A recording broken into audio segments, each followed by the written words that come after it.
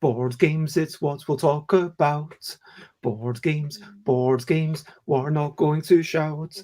I am waking up this morning with a little bit of singing, and over here is Dina, who has two ears. Dina also has two eyes, which hopefully will not be a surprise. Now Dina has gone. I hope they did not get badly affected by the song. Dina, Dina, won't you come back? Dina, Dina, back from the back. Dina, Dina, please come back. Hello, Alan, out in there. It is. Oh, there's Dina back. My phone decided to fall down. Board games.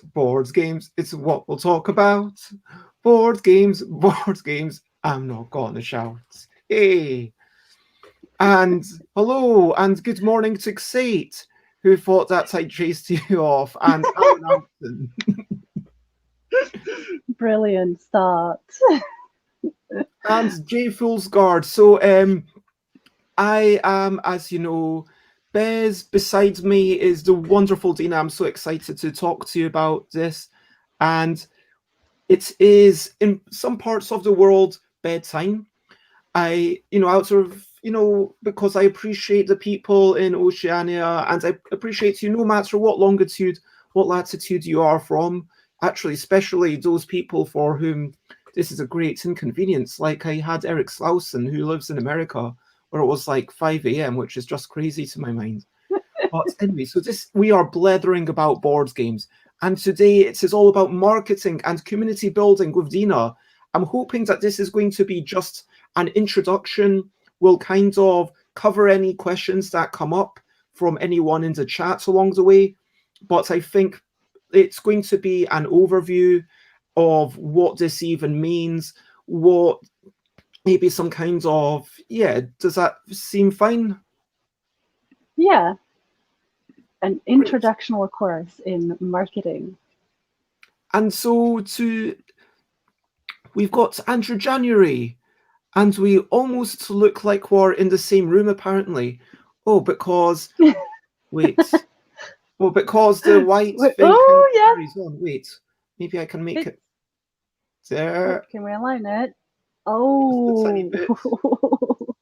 Okay, so it's like, yeah, there we go.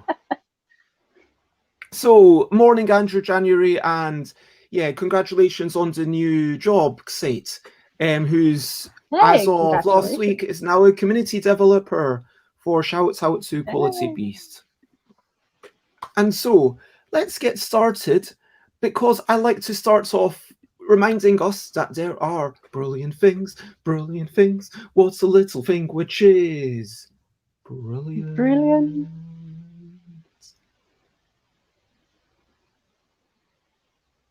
The brilliant thing for today is colors.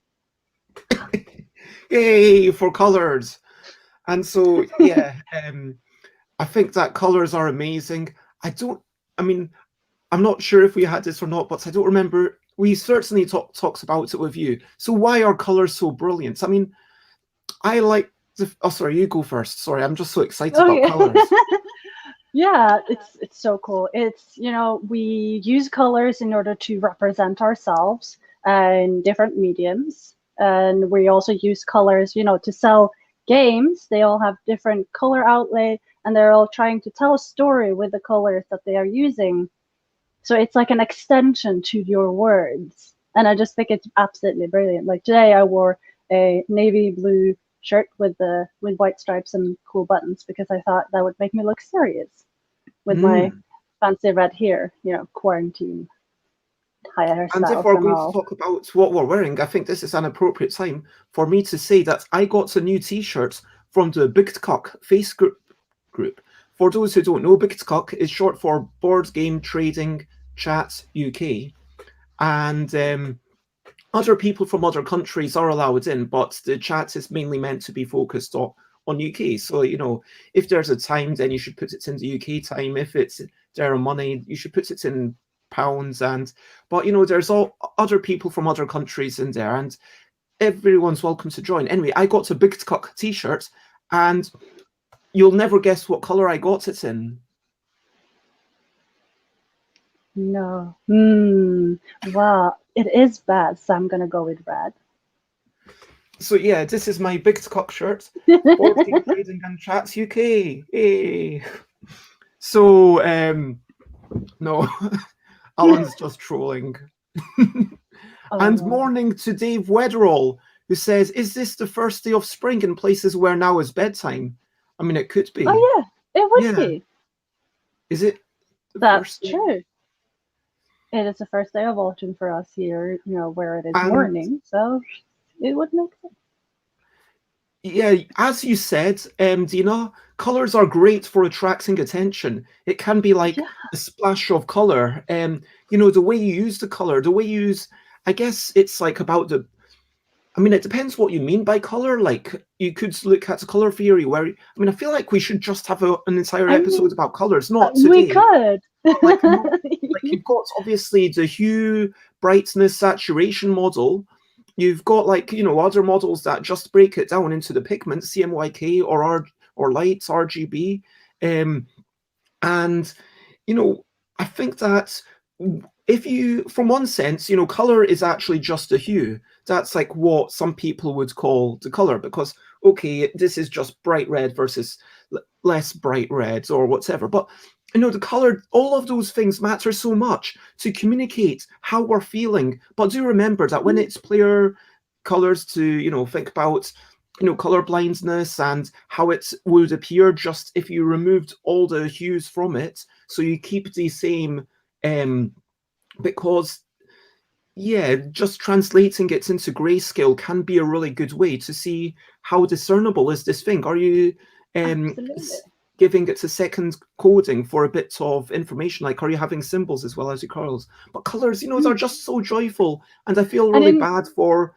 people who are deprived of some of the colors. But I hope that you are still enjoying the colors that you have access to, because I believe there's very, very few people who see the world in absolute grayscale. But if you are one of those people watching this one day, then lots of love to you, and I hope that you have I'm sure you have so many other things going on in your life to enjoy, but for all those who can see some colors, enjoy the colors. And obviously in marketing, colors are incredibly important because it conveys a message. It creates a community over colors. Some companies will choose like a specific hue that they will use for their primary focus. So like if there's important brand-wise information that needs to come out, it will come out in specific colors because they are symbolizing something, and it makes it stand out from their other content that they push on social medias. I mean, I've decided that my color, because I've done quite a few of these streams, I kind of pick what color. So I could go purple if I wanted. So I could go to, here we go, check it out, it's magenta. Or if I wanted, a proper purple, let's go for, or could have green. But I decided that my color was going to be, not that, but FF1122. So what do you think of this color? I think it definitely represents you very well. It's a strong color, and it demands, attention and a bit of audience. And it's definitely, it's a attention grabbing color. Cars that sell in red usually have more sales than cars that comes in, say, yellow or pink. Also, cars who are red tends to drive much faster statistically than people who drive non-red cars, which is interesting. It all has to how colors are affecting our choices. I saw a study somewhere about how the difference between red and blue, in terms of they did a study of several. It was some sorts of martial arts, some sorts of very aggressive sports, and they saw how people would fare based on different uniforms. And so people based on in a red uniform would score differently for the same performance from different judges, from the same Mm. judge, basically. Yeah, and in ice dancing, judging their costume is a bracket on its own. Hmm. And Alan's talking about GP. That would be some sort of cyan, right? Um, I'm, I'm actually quite curious now. Okay, T2 A0.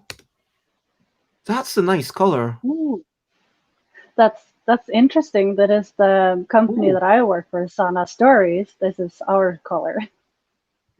is what this exact color or just similar? This color. I just And it, spent the past hour looking at this color. nice. Okay, so I'm not It's going a to. very good color, and it's also nice how this contrast with orange, Hmm. and it creates this really beautiful like harmonies when you're choosing from the opposite sides. Like in color theory, when you're choosing on the opposites, they grab attention in a different way. And yeah, for one sense, maybe we go for a primary color, like yellow. You'd think, okay, yellow, wow, that's bright, everyone should be seeing you, and there's definitely something great about being in a high vis vest. But then why is yellow such a disliked color? Could of course be some associations with yellow being the sun, and it's kind of something you push away in a corner on your drawings when you're little, and how people tend to not buy yellow clothes early on. Like, even though I always advise that, for toddlers, you should, go beyond the boring red and blue. So my kid was wearing a lot of greens and yellow and brown when he was little, and the yellow is his favorite color now. So just so people know, this is we're currently looking at FF0000, which is just red and nothing else. But I wanted to have a little bits of something else, which is even a little bit more blue, which is why just change it up if you see And that it's shift. interesting that they're pointing out, that yellow is their favorite color, and and also playing games. Is that the of the never colors on Instagram, the hashtag never yellow is the most used when Hmm. coming to picking player color. It's actually like a little bit of a movement. Yeah. I mean, yellow is a bright, sunshiny color that reminds us of a bright day, which is lovely. I mean, I don't want to spend this whole time on color theory because No, yeah. I think that is something that I could definitely chat about for a full day. But colors are brilliant, and it's lovely to just experiment with colors. And in marketing, they're so great. So let's talk about games and things we like. Recent highlights, games, what are their names, enjoying life and recent highlights. I'm trying to come up with a new jingle because yeah, I used to have it as two separate sections, games we've been playing and recent highlights. And then people made the point that, it was getting a bit too long. I want to give you an opportunity to talk about what games you've been playing. I want to encourage everyone in chat to say something that's been really enjoyable to them recently. If that's just a game that you've been playing, then great, share that with us. But I don't want us to be chatting about a game necessarily for 10 minutes, because whilst this is a board game show and I love board games, you know, I Yeah, I don't know. Like, I want to just get stuck right into the meat of the topic. Mm. So, what? Oh, we've got yellow is also a superstition for the showbiz here. Here, is that in UK or Well, in color theory, yellow is the anxious color. So a lot of people in marketing and showbiz tend to steer a little bit away from yellows because of that. mm, you go useful facts. So, recent But yeah, highlights. yeah, Would you like to go first, or shall I? I can do that. About games I've played recently. Sure. Right. So I'm gonna show, I think. Do Ooh. it. So last week we had a library play session of the game that I worked on. Let's see, here we go. Which is Tale of Sampo Oh, that looks board game. very gorgeous. I mean, the hues here are absolutely fantastic. Just look at that map, right? Hmm. I'm loving the colors in this one. So we got to like show it to people and play with, and it's been ages since any one of us has touched this game. So it was really cool to sort of get a little bit back into it, and since yeah, we haven't been touching that many board games for So, some what's time. your role in this game? So it's a hidden movement team versus team game. And you have this amazingly big magnetic playing board, and you're playing heroes who are running away with a treasure, and the other side is trying to catch you. And it just makes for really great social interactions. You're like, oh, I'm gonna find you. And this is coming out from Senna, did he say? Yeah, no. So this is the publisher is Samsa Games, and it will come out in the new year. So January, February will actually be released, and right now it's on pre-order. So you're helping out with marketing for this game. I've helped out on marketing, and I've also done some of the solo mode in the game. Oh, Mm. that's a really cool thing to kind of, yeah, allow people to experience it in a new way. Yeah, and Um, it's really interesting because I ended up making a role-playing game out of the characters inside the board game. So it's been a lot of fun for me. I would like to say things I did yesterday. If I Mm. very quickly, darn, um, why, What did you um, play yesterday? I'm just trying to share the screen and Mm. here we go. Sorry, I couldn't find it. Oh no, that's the wrong screen. Oh, Um, that's brilliant. Wow, that's Inception. um, sharing the screen. Oh, I cannot find it.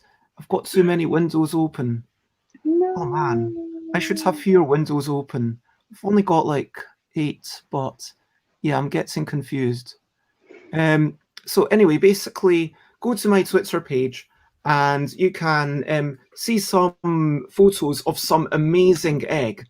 I mean, I'm just really proud of this egg. I just cannot get. So basically, I boiled the kettle, okay, and then once the water was boiled, I put a couple of eggs in. I washed the outside. I put them into the kettle to boil the water again.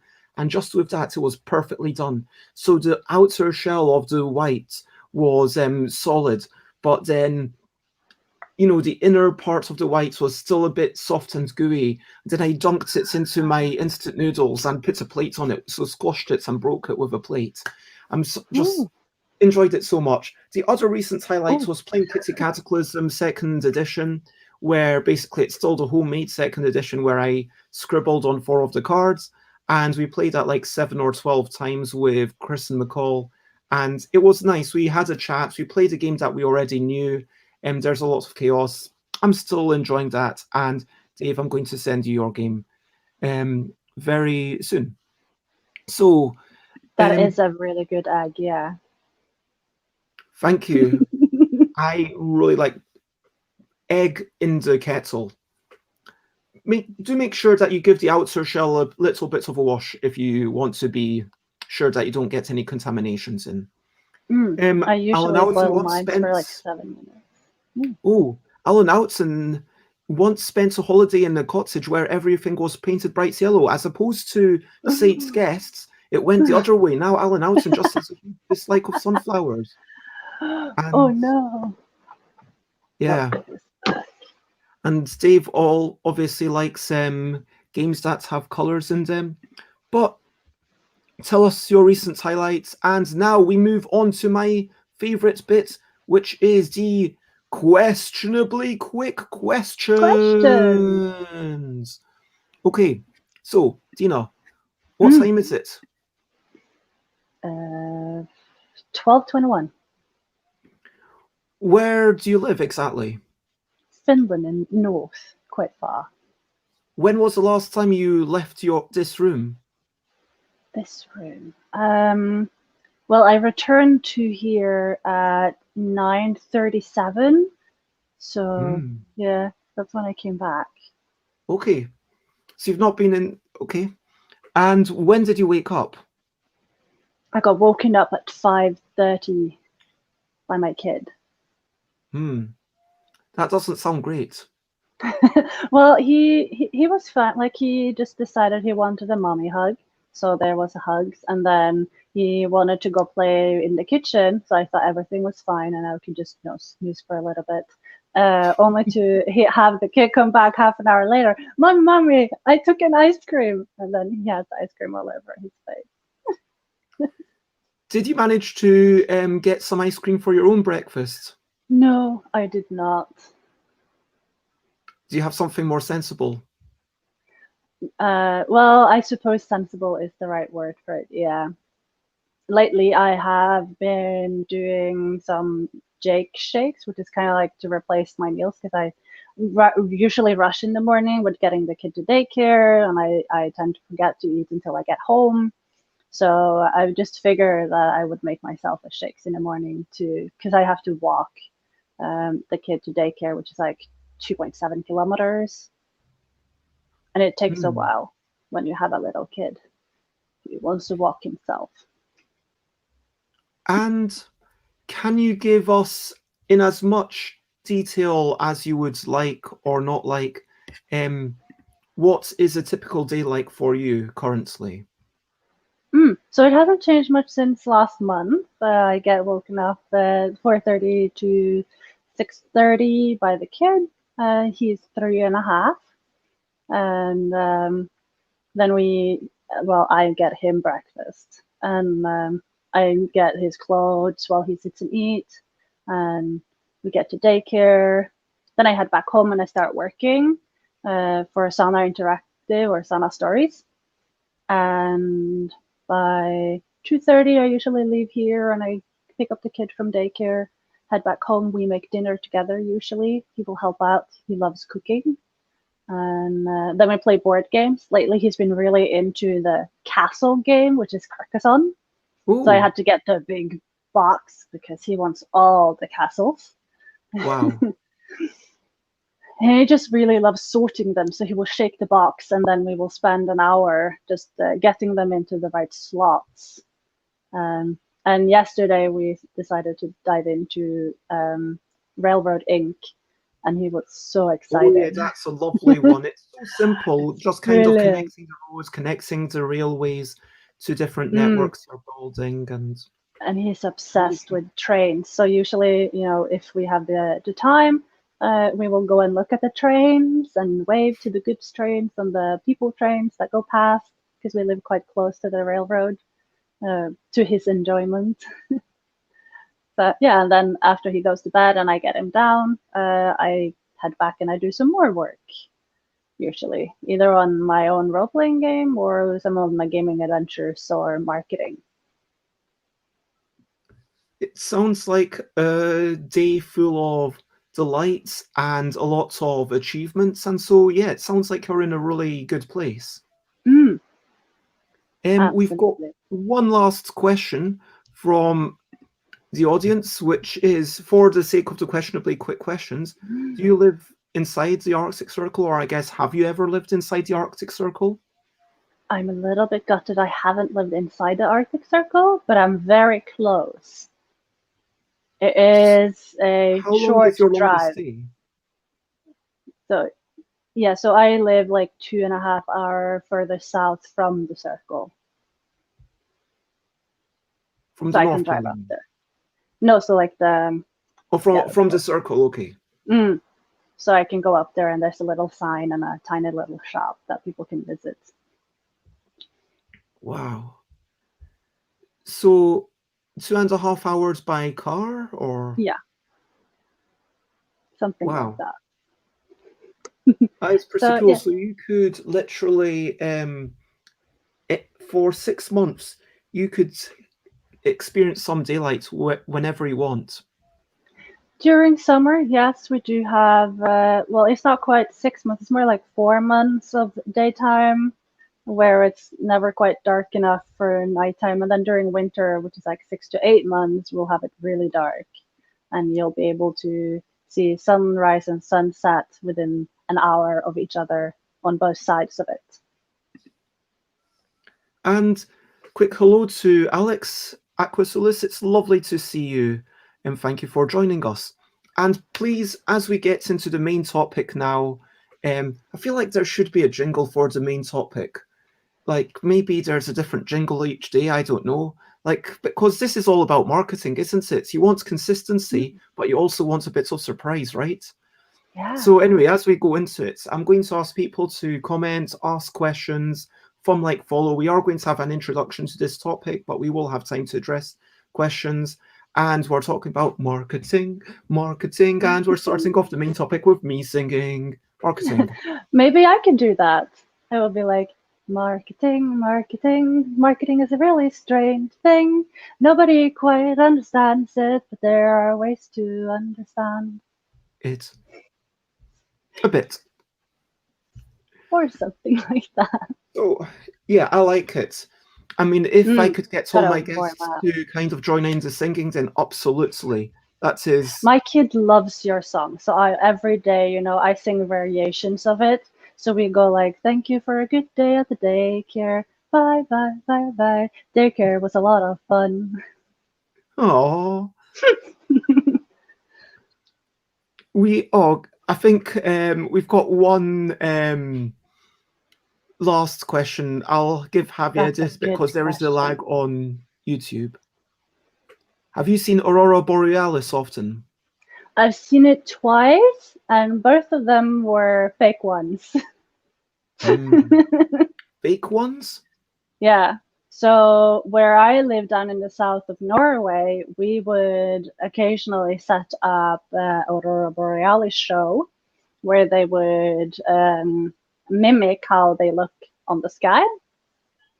And at one point there was an actual one at the same time, but because of all the lights the light show was creating, you couldn't actually see the real one. So by the time they realized, because someone called them to tell, and they shut it down, it was already gone.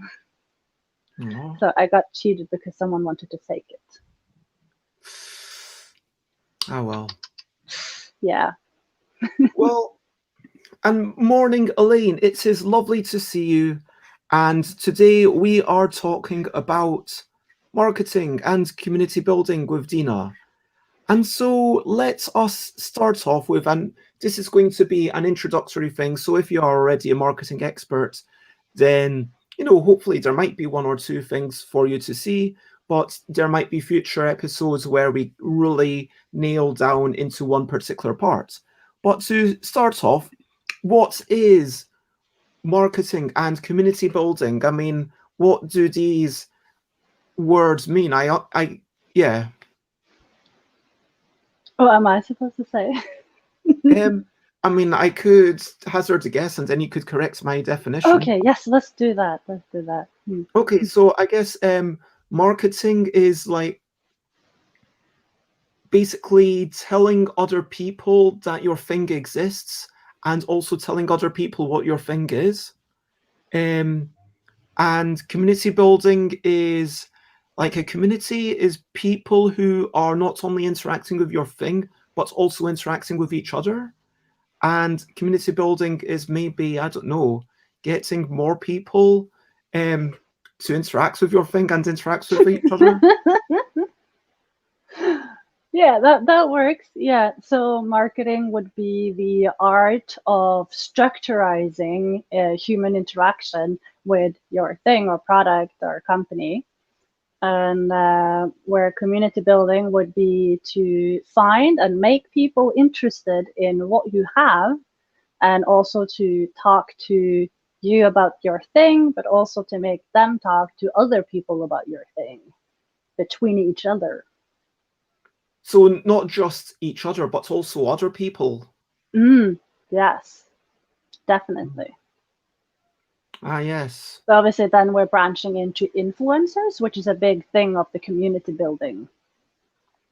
I mean, this word influencers, it kind of has a lot of baggage, doesn't it? There's a lot It of does. connotations of, okay, so when I think influencer, I think basically someone on Instagram who's got more than 10,000 followers and are basically being paid money to um, take pictures of things and then say that they like it. And the whole thing seems very artificial. Do you know what I mean? Mm, it's great. Like Forbes had an article last month where they were say that what they had gone in and done some study and research where the word influencer has been given to primarily female who are on the social medias who are promoting other brands. And the males who are doing the same job are primarily getting tags like promoter or initiator and other like, more fancy sounding titles. And I think it's very iffy area when it comes to this, like that people have put all this baggage on the thing of being influencer because it's important. I like to often talk more than influencers to talk about brand ambassadors if we're going to do like a little bit old school wording, where it is people who are interested in the thing that you have, who are willing to talk to others about the thing that you have, uh, be it for pay or not for pay. A brand ambassador can do it for free too, and so can an influencer. But if we're going to have a less baggage wording, I think brand ambassadors is a really good, descriptive term for it. But it's in essential the same thing. I mean, I know that there's almost a movement. I think that Stonemeyer uses the word ambassadors, and a Hmm. lot of other gaming companies, they've tried to come up with like a cute phrase to say, hey, you are one of these people, you are doing this, I'm getting you some extra info or whatever. And And it's really interesting how it all started because it was like, oh, I get offended when someone calls me an influencer. And I was like, wait, what? How did this become something that was offensive? Because, it's I mean, it's what you being do. an influencer at its most basic, okay, so like if you look at for example, early adopters for technology or for games.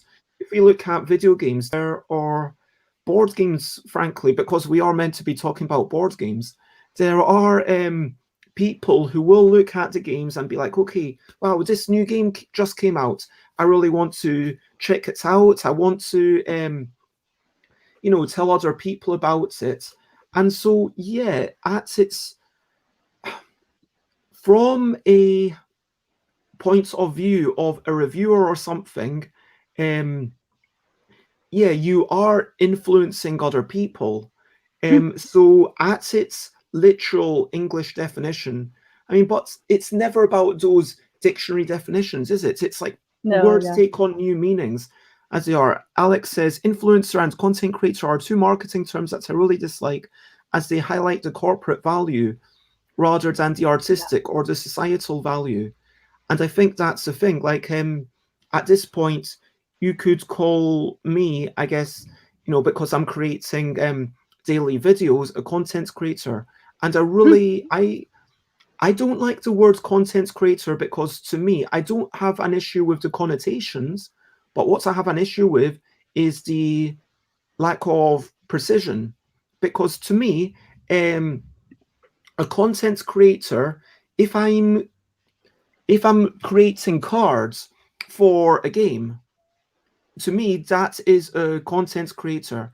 Like I created a lots of cards for this game, and there was stuff that was already there. Yes, I changed some of the rules. Yes, I put new rules in place, but a lot of the work was in, okay, how many ways can we execute these things on the visitor cards? And then I would have liked a little bit more time to do it, but that's always the case, isn't it? When you're working for pay, there's always going to be a limitation on how much time and energy you can spend on something.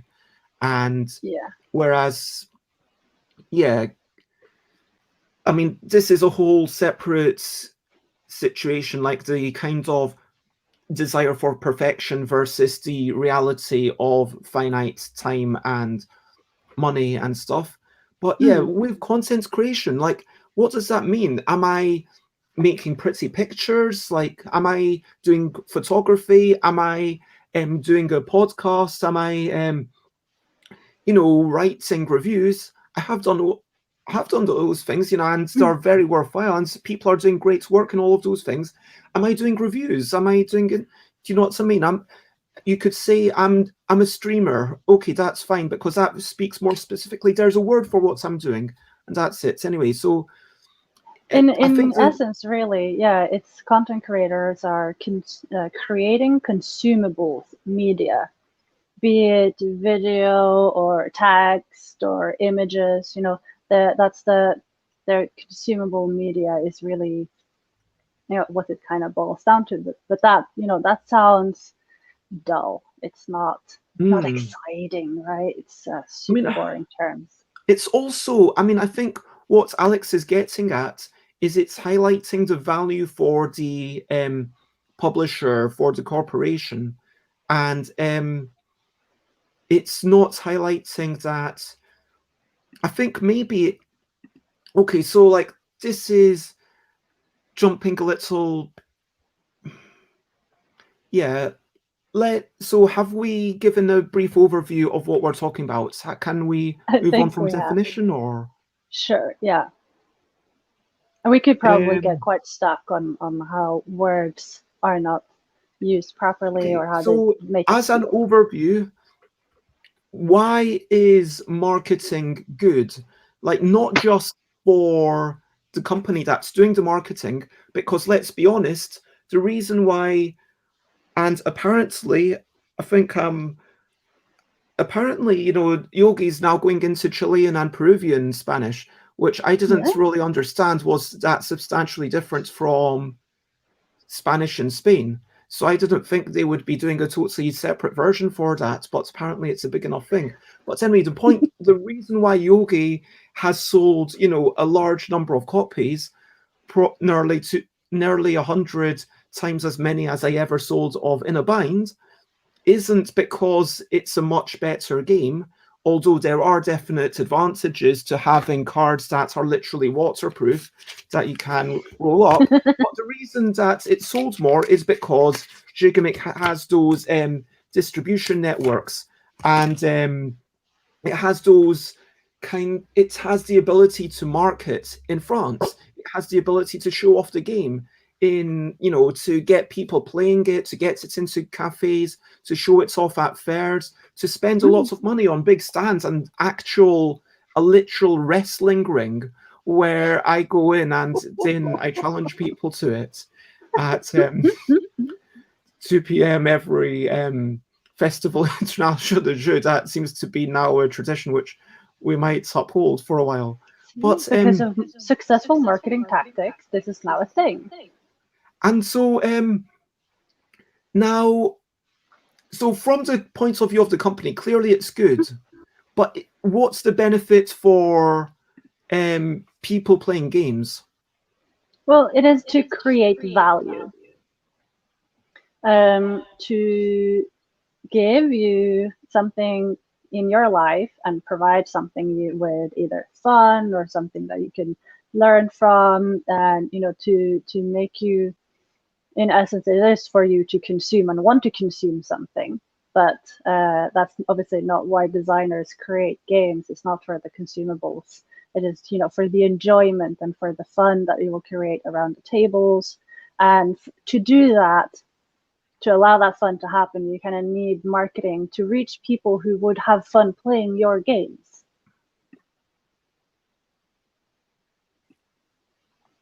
Yeah, I mean, oh, by the way, Otherwise, nobody would know. Yeah. sir, I didn't see the comments for the last wee bits. I just want to say thank you very much for the congratulations. Alan Outson says marketing is good unless it's corporate marketing. But I think if we say that, how do you define what corporate marketing is? How Because big corporate marketing like too, it's obviously. like Yeah.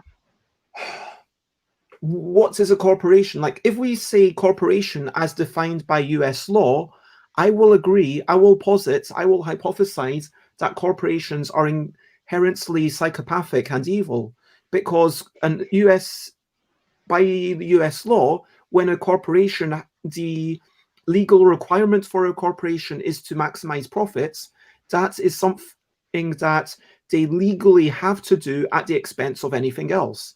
Mm. Which, whereas Kickstarter, for example, it became a slightly different thing where they are actually now allowed to do things that don't necessarily maximize profits. And if that's what you're getting at, I absolutely agree with you. But if the point is that once you've got 100 people working for you, suddenly it becomes evil, then I just disagree. But like we could talk about what exactly did you mean by corporate marketing, Alan? Hello, Jerome. It is lovely to see you. And yeah, we need specificity. But getting back to what you said, Dina, you're saying that the good thing about marketing from the point of view of someone, oh, it looks like your internet connection cutting in and out. I don't know. Like my screen has frozen, but my internet is fine. It's very odd. Okay, never mind. Hopefully, we'll be able to make it work. So you're saying that marketing, just letting people, I guess it's about connecting people to something that they will actually like. So if there's someone who actually likes word games and they actually like cooperation, for example, then you say, okay, well, maybe you might like couple. And if I marketing might be me starting to learn about Facebook adverts, which I hear are a very powerful thing, and I should probably get on that at some point. And just basically being able to find these people. So just then, in a way, once you've made something good, and I think this is the key step zero, like before the marketing, before you do any marketing for something, the question has to be, is this even a good thing? And I'm going to argue that before we get to marketing, it's like, have you done your research? Have you explored what else is out there in the market? Have you decided why your thing is actually any good? Because so many people say, oh, my game is better than Monopoly because it's faster and it offers you a few more choices. And people do actually say this and then they used to come to our playtest sessions. Maybe it would happen about once a year that someone would have not really played any games from the past 20 years and maybe 30 years. And then they come up and they say, hey, I've made this game. I looked up a playtesting thing and they somehow find us, but they haven't looked. And it's like, what's going on? And then, yeah. But yeah, so making sure that what you're doing is worth it. And even more specifically, if I am making a game that's about story creation and making poetry and having things that are linked, I've got to check, well, is there something that's already doing this? If there is, okay, it doesn't mean don't make my thing, but I need to be sure that my thing is better, at least in some ways, than their thing before you even market it. Absolutely. Because obviously, if you end up having the exact same premises in your game and it's being, you're planning on a release at the same time, people are going to have to choose one or the other, and that will hurt both of you. And that's Hmm. where, marketing research comes in very handy, is that you will know those things quite early in the process and you can adjust accordingly. Without even looking at marketing, you would be able to do a lot of blunders. You wouldn't find the people who would be interested in your games. And it's quite often why Kickstarters fail to launch, is because there hasn't been a lot of focus on the marketing. I mean, it feels like there's. So I've been thinking like this is. I'm sorry for all the tangents. By the way, I didn't check in with you about your time schedule. I'm If good. you're on a strict deadline. So I've been thinking broadly as I start having more things. Okay, more focused topics. Some of them are about philosophy, right? Mm, And about, okay, why are we doing what we're doing? That kind of thing. And I think those kinds of things are really valuable. Um, I think that the notion of design, how can we make better games?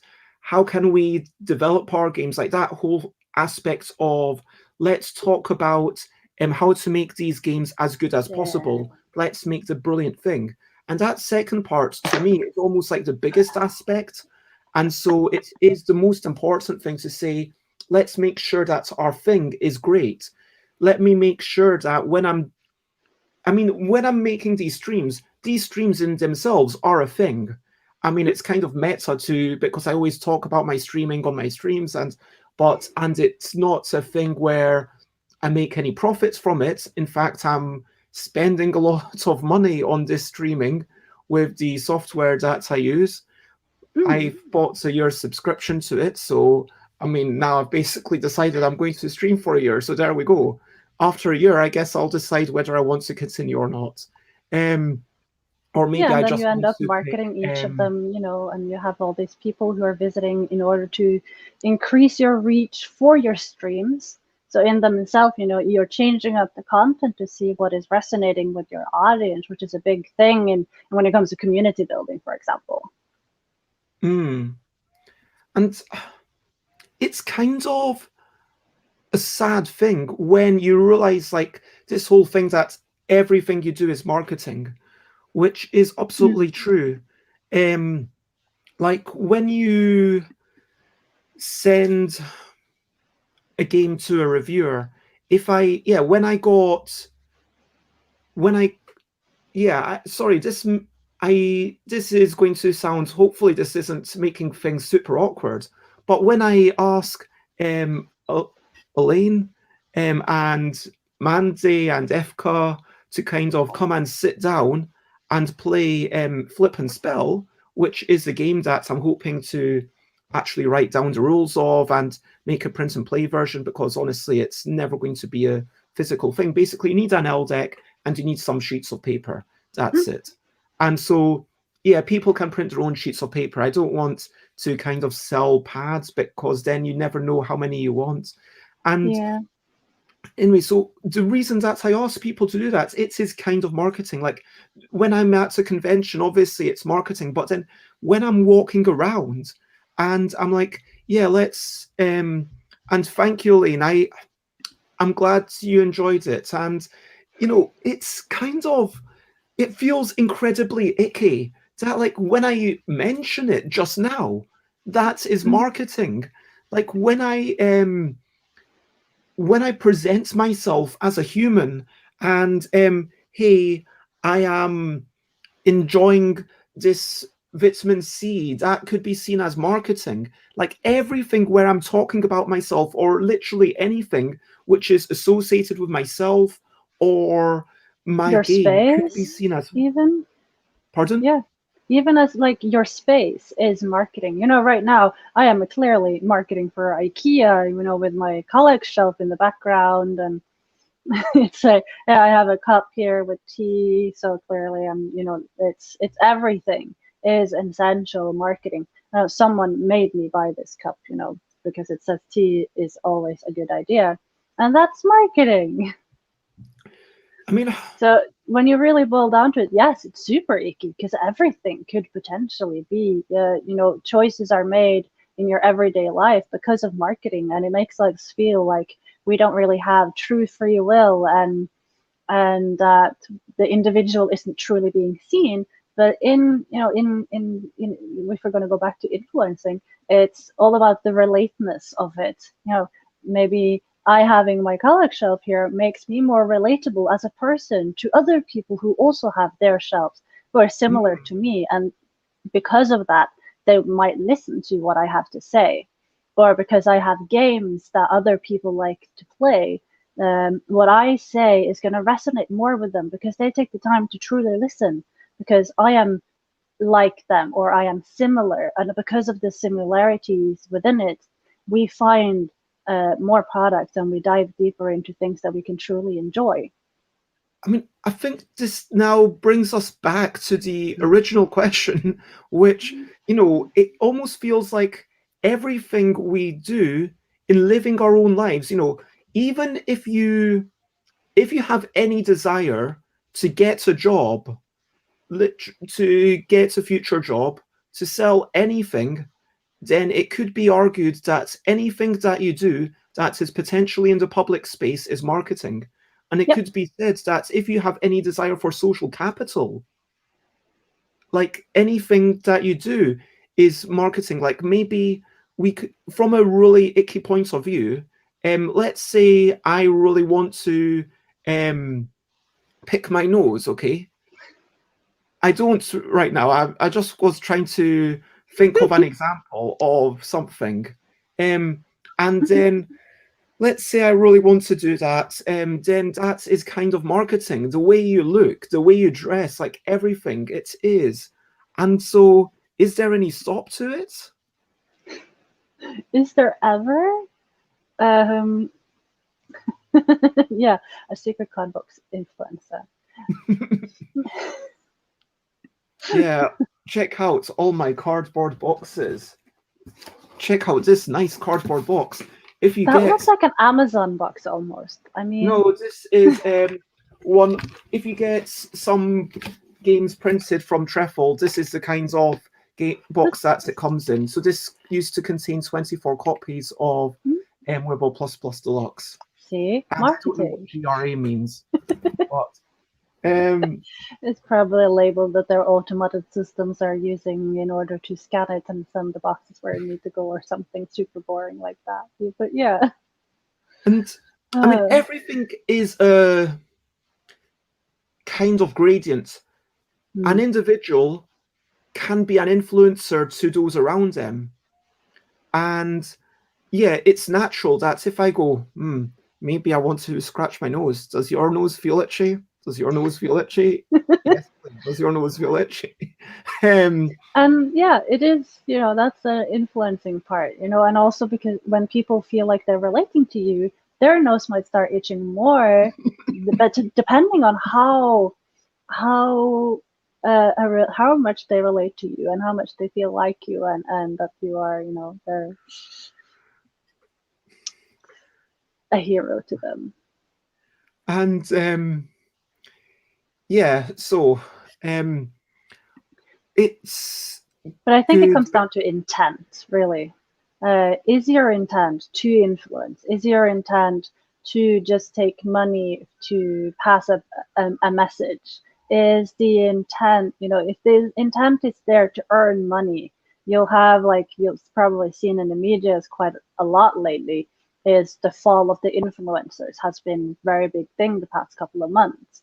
Ever since lockdown, really, a lot of these really big influencers started to crumble because they're not getting in as much leads that they're used to. Their revenues are down, but also people are starting to use money more wisely online in terms of their marketing and community reach, which I've been very excited to see because I think it needed a little bit of an overhaul.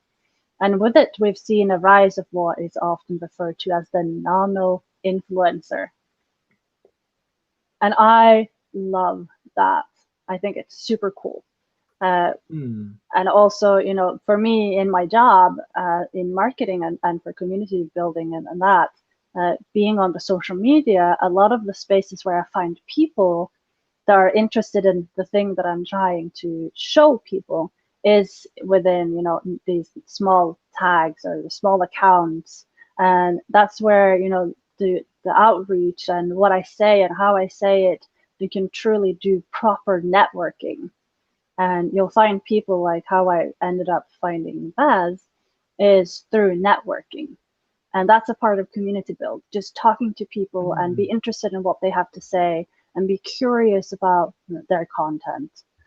Um, to use the marketing terminologies throughout And to gain that relatedness. I mean, so yeah, like when you talk about being relatable, and yeah, the reason that I have quick questionable questions or questionably quick questions, it's not the questionable questions, it's the quickness that is questionable. Never, Yeah, they're never the question devious in is nature, that. although apparently once they were, because I started asking people, hey, what's your favorite thing about me? But that's mainly with people that I already know somewhat well. And this Like is I only might my second time here, so I'm guessing by my third I will have that question. yeah, I might be like, okay, um, yeah, I'll be kind of really slamming you and asking you all the harder stuff. I have Gets a little bit harder answers each time you ready. come in. Mm. So, but you are always allowed to say, pass or whatever. Whoa, But whoa, whoa! generally, Stop right there. But yeah. having you talk about your day, it's marketing. It kind of feels like a um, film, like you're telling a story. Do you know what I mean? Hmm. Like, Yeah. if you want, I wanted to introduce my guest, and so I was like, okay, let me try and get a quick sense of who this person is, and then we'll talk about focus on the things, and then we'll finish off. And at the end, yeah, we've got a few minutes, and we're going to talk about things that are coming up. And for a few minutes, okay, sure, you can talk about what's coming up in your personal life and also your professional life and any projects you want to give a shout out to. Mm. Now, this feels like a more, I guess, it is being Organic. done. I guess the question is, who is it serving? Are Mm. you actually doing something because you think you're giving something of value to other people, or is it for yourself? Like, um, Javier says, okay, going back, Javier mentioned there's two regional varieties for Spanish localization, Mm. Europe and Latin America, despite the many different regional varieties in each of the Spanish speaking countries. And I mean, I think that this is the version that is coming out is specifically Peruvian and Chilean, which is quite interesting to me. So maybe there's going to be another South American Spanish version further down the line. And so, in a way, this is the marketing of okay, let's investigate what um, customers want and then let's give it to them, because it's that whole thing of, well, if people are willing to give you money for a thing, well, you should probably make that thing. Mm. And there's definitely lots of truth in that. And then as we go into, yeah, what's potentially bad about marketing, like the bad thing about marketing can be seen as people saying, oh, this product doesn't fit into a 30-second advert, therefore we're not going to make it, even though this might be an amazing thing for people to have. They might enjoy it when they play it or when they use it or whatever it is, so we're not going to make it. And certainly from a point of view of, you know, I'm not going to name names such as Hasbro, or I'm not saying that such companies might be prone to doing such things, but and sometimes they aren't. Sometimes there is a project like Risk Legacy that comes from one person that they basically do, and then at the end it's like, well, we might as well make it now. It's basically been made, but which that's an amazing story by Rob, and that yeah, there's so many Americans that make me think I want to start having a weekly show, like one night a week, just the Americans that I like the most. So that will be kind of an invite only, but see if I can get Rob Davio to speak or a bit and Matt Leacock because so much respect. Anyway, so the point Yeah. is, like, if you are saying, hey, we're not going to make this, even though it's clearly good, there's clearly going to be people who enjoy it, but it's just going to be too difficult to tell them about it. That feels like the bad side of marketing.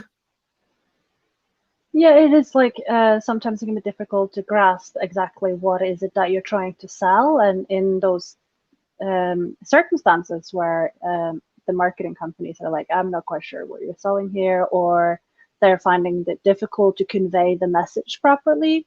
It's obviously where people like me who work in games and are in the gaming industry becomes very important in marketing because I have a different view to it and I don't come from the marketing sort of background, and I will be able to say, well, we could do it like this, and then it would work.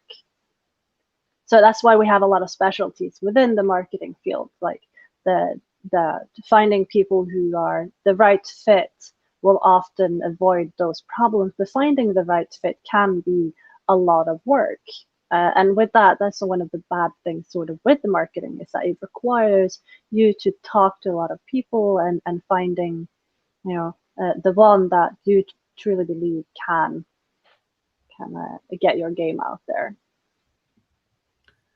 I mean, the other people sometimes think of marketing as deceptive. Yes. And a lot of times, like marketing has also been called that they are overselling stuff. That it can be some marketing can think that it's difficult to know when to stop and to limit the ways that something is being pitched, because there are a million different ways to pitch a game, and it can in a way become a little bit deceiving if the person who is trying to do the yeah the marketing for it doesn't quite understand it themselves. So they can end up trying to sell you something that the product actually isn't, which is why it's always, I think it's really important when the designers or the people who work with the games get to do it themselves, or at least find someone who has a specialty that understands the product properly. And it's interesting how people are reframing things, like how words mean so much. People talk about, oh, networking is bad, making friends is good. But why do the words that we use, why do they have such a strong visceral connotation? Why is it that, I mean, look, Well, when I say that I'm networking, it seems like I'm not actually interested in you as a person, as an individual. I'm interested in what you can gain me in terms of reach or opportunities, or how I can use you. So obviously, in that sense, networking is going to sound really bad. In the same sense of marketing, it's how can I use this thing to get other people to want to have it? It sounds forceful. It doesn't sound true or honest, obviously. So with that idea, um, it's not going to work that way. So we try to find different words to do the same thing, but in essence, everyone is doing networking and everyone is doing some sort of marketing, but we don't like to think about it because it sounds like we are benefiting from it, while that might not necessarily be true. I mean, this is where things can get quite potentially sociopathic. Because if we Absolutely. think about literally everything in terms of benefits for ourselves, if we think about, okay, I am hanging out with Xate because of Xate's ability to help me make better games, or this or that Yep. or the other, then it's, clearly problematic. And Mm. Yoam says that's why I try to get on another level with the guests. And Xate Mm. says, Dylan from Quality B said, what we do is right for our customers, even if it isn't the best thing for us as a company. Yeah. But there is a limit to that, isn't there? Like, I can't say, okay, my next game, I'm going to charge £5 for it. There's, I need to be able to, from a, Cover I need to be costs. Yeah. able to pay myself. And if I'm ending up making literally no money, I'm less likely to be able to do a thing again. If I'm even potentially ending up out of pocket, which is quite possible, considering that, yeah, well, if I get a couple of hundred backers, then that's only 200 that have sold. And so even if print run costs might be, much lower, then even if I wanted to say, well, I'm going to do it and make literally no money, well, I still need to pay for the entire print run. And 500 is maybe 70 or 80% the price of 1,000, because that's just the way that economies of scale go. And then 1,000 is maybe like 65% the cost of 2,000. And then it kind of tapers off. And it's like at the point where you're above.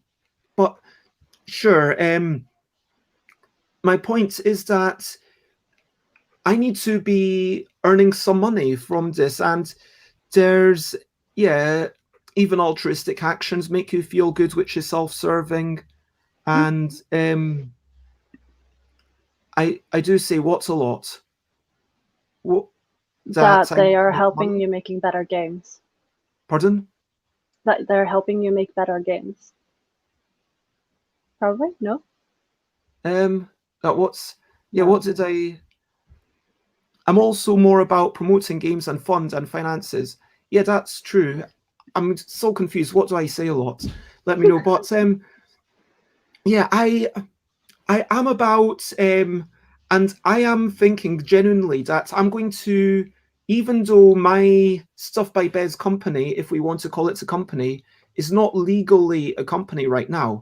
I am a sole trader. I happen to be paying Chris now on a to come in basically once a week, and that might increase. And I'm paying Jason to kind of write my to-do list and, in theory, keep me organized, which means And that that I'm is, marginally less yeah, disorganized becoming a than I would company. otherwise be.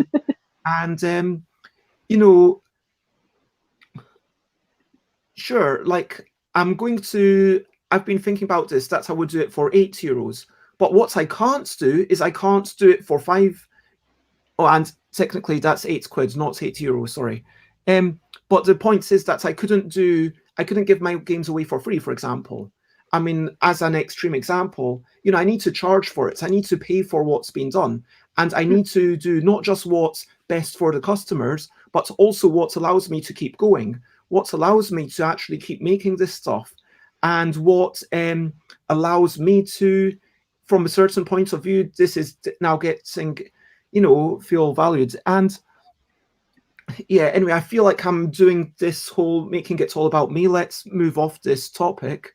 But Jerome says, I think there's a divergent difference between selling and networking. Sales should help you promote and sell. Networking is more to get your name known. Would you In agree a with that? sense, but also the networking that you're doing around your game will help reach other people who wouldn't necessarily find out about your game, and in that sense, help with conversions to get more sales. One of the things that are one of the main contributors to how Kickstarters run is community outreach and their conversion rates. It's one of the reasons why engagement is one of the key things to look at when it comes to your social media. If you're creating engagement, you're also creating curiosity. You're increasing your algorithm for your reach. And community building is so important for that. Without the community building, you don't get the same reach as you would with just hashing out content on social media posts and sharing links and the leads that you get during your Kickstarter campaign, for example, is coming from the engagement that you are creating. So you could say that they are two separate things, but in the modern world now of how marketing is run, is that engagement sells, and it creates this, you are resonating with your audience and you're making them curious as to who you are, and because of who you are, they buy. So networking is sales in that sense. And it's been like that for a couple of years in marketing, after 2000, and the whole millennials ending up in marketing, is that is how things are now. And it's really cool that we get to see this actual wave now in the marketing industry, where all these old timers who were accused for being, very altruistic and selling for the sake of selling and networking for the sake of sales, is that they are now, they're getting so old now that they're getting out of marketing, and our generation get to take over, and our view of how marketing should be run is very different from how they did, say, in the 70s or even in the 90s. Is that networking now is one of the primary keys to really get those conversions going, and getting the engagement in, and the curiosity boost leads to sales. What you're seeing, like that everything is connected, and that from a holistic point of view, everything brings together. I just shared a link to my favorite video by Mark Rosewater, 20 years, 20 lessons. If you've not watched it, don't go and watch it now, but watch it after the stream is finished, or tomorrow, or like the day after. It'll be there, but make a point of watching it in the next week or so, I would say, because and if people are and also if people are interested in learning more about this type of marketing, there's a book called Measure What Sells, which is also goes even deeper into it. It's a brilliant book.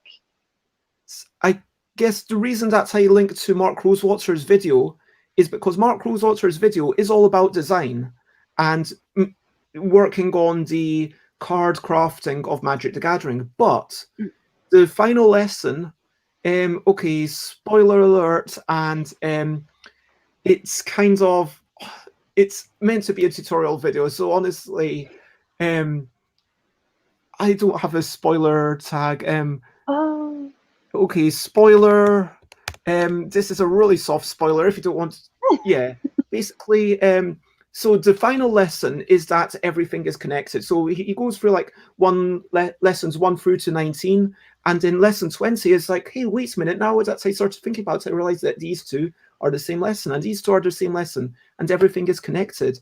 And it feels exactly the same that when you're talking about everything being connected, and I think that's what is both good in that it encourages us to be better people and mindful of everything that we do, but it can also be incredibly icky and horrible in that we can, from marketing taken to its most extreme, and I just want to acknowledge this, marketing taken to its most extreme is basically a life of people never being truthful, always basically putting on these masks of, this is how others want me to be. I'm going to be what others want me to be.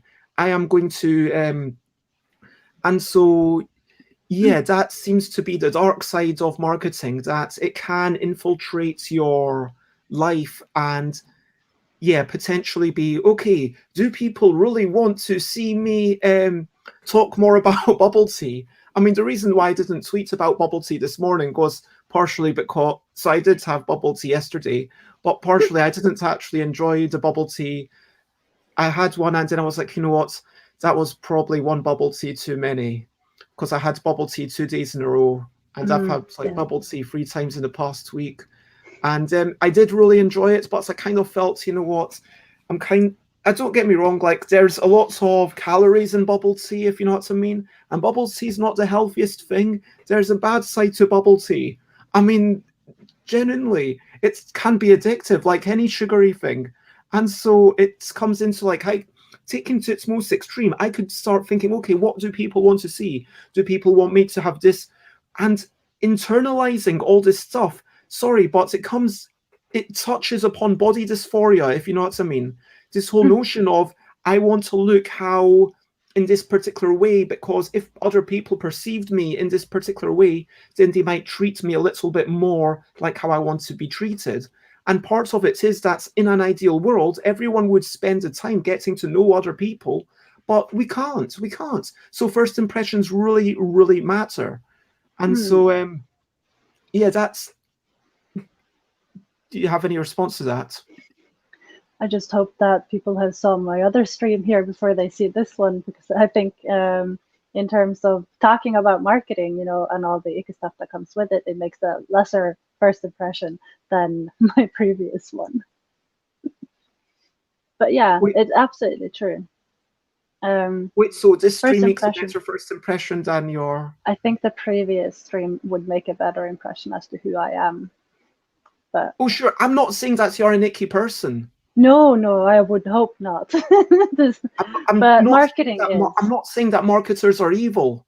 I'm just saying that anything can be evil if, you know, pushed. And like, I think that this notion of it, but like, do you get what I'm saying? So what we are doing and how we conduct ourselves in the social media is creating this image of who we are for other people who may or may not be interested in what we're doing based on what their findings. So the first impression of the first tweets and the first Instagram post or whatever that they are encountering should really be about, you know, who should reflect on who you are and who you want to be on the social media spheres. And if you feel that it is disconnected to who you actually are, you know, you could make me feel like a little bit like a fraud on the social medias, and then try to reel back to who you truly are and your journey in whatever projects and things that you're working on. I mean, that's it. Like when you talk about who you are and who you want to be, I mean, that can be slightly inauthentic though, can't it? Like if I only share this slight sliver of my life, if I only share, hey, I managed to do this exercise, and everyone thinks, hey, Bez is doing really well and exercising. Well done, Bez. You're an aspirational model. You're and say if you continued with your bubble tea, people could start reaching out to you and go like, hey, do you want to review bubble tea? And then you could start getting money for it. And it is something that is at the moment, you know, entirely unexplored. And we've got some people. Yeah. Okay, so let's there was a question. Do some questions, because I've been not really bad at answering questions, and yeah, I'm sorry. This is my whole enterprise. I'm just here to sell. And I talked about recently how whenever I buy 24 copies of Yogi from Gigamic, whenever they send it, they give me 5 free cardboard boxes. And if I buy 48 copies, I don't just get 10. I get 11 free cardboard boxes. An it's extra one. Damn. So anyway, your home says, if we are all connecting and being friends, etc., would it feel okay to make money out of it and drain their pockets? I think there's 2 questions. A, is it better? B, does it feel okay to take money from friends? I think there's 2 flip sides to it. Definitely. So how would you answer, if we are all being friends, would it feel okay to make money and drain their pockets? I kind of think of this a little bit like how they explain crime theory. To just you know, flag my nerd flag here. In crime theory, they always say that, you know, you never shit in your own neighborhood. So people who could do crimes often, and you know, when they come to more organized and larger crimes, is that they always tend to do crimes outside of their own neighborhood. And by tracking where this is happening, they can kind of figure out what their neighborhood is. And I kind of think of, you know, with board games and games, what you want is to go beyond your own network your friends, if that's what they are, the people that we know, our acquaintances, and go beyond that and sell to them. So I maybe want to use my friends as what in marketing would call brand ambassadors to help me shout out a little bit bigger to the right people, and interact with some of my content in the early days, to help me reach those people, but not make money of my own friends. I would never recommend that as an approach, because they might run out of money, and those people that they can connect with, it's going to be more than what I can reach out on my own. So by utilizing a network, you can gain more people who could potentially buy your games, and you would reach further, and you can set larger goals. And using friends for things that are for free, like just if they have the time, like and comments on social media, that actually helps you a lot in terms of the algorithms. It doesn't have to be money in the pockets in order to, gain anything from your friends. I mean, I think the nice thing about getting money from your friends is that especially if you consider I'm not going to say I consider everyone who's bought a game from me a friend. That would be absolutely lying. But I have definitely sold some of my games to people that I would consider friends. Lolve has, backed my Kickstarter, and we've had this discussion where Lolve said, yeah, you are working and you do spend energy on it, so, it makes sense that I pay you for this. And for sure, I would like to give everyone everything for free and just say, hey, here it is. But obviously if you don't, and by the way, hi CD, it is lovely to see you and thanks for joining us. And we're just talking about marketing and community building with the lovely Dina here. And yeah, with friends, when I'm thinking of, okay, this is something that I want to ask friends to back.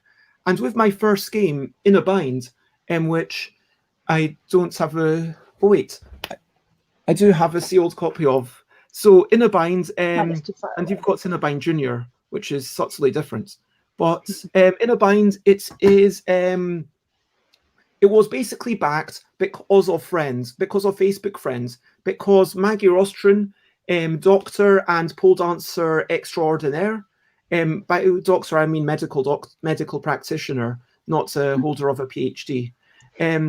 But yeah, so Maggie Rostron, basically, on the last day, I kind of was like, okay, it's not really working. I've told some of my board gaming people in the groups that I hang out with, please back this game. I'd showed it to people, and I'd got a lot of backers, maybe like 120, but I'd got like 2/3 of the goal that I needed, which was just shy of £3,000.